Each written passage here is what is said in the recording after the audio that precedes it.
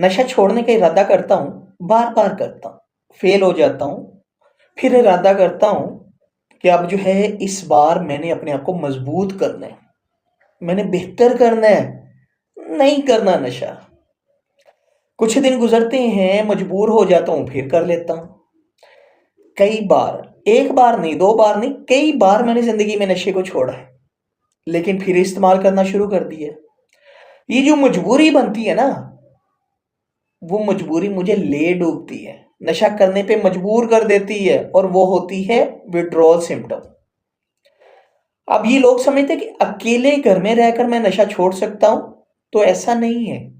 आपको किसी की सपोर्ट की जरूरत है, एक्सपर्ट बंदे की जरूरत है, फिर आप छोड़ सकते हैं। विड्रॉल से जो है कैसे हमने जो है अपने आप को बचाना है, जो सिम्टम्स आनी है, फिर जो है अपने लाइफ के गोल्स को कैसे सेट करना है, डेली रूटीन को कैसे सेट करना है, और उन ट्रिगर से कैसे बचना है जो नशे की तरफ लेकर जा रहे हैं।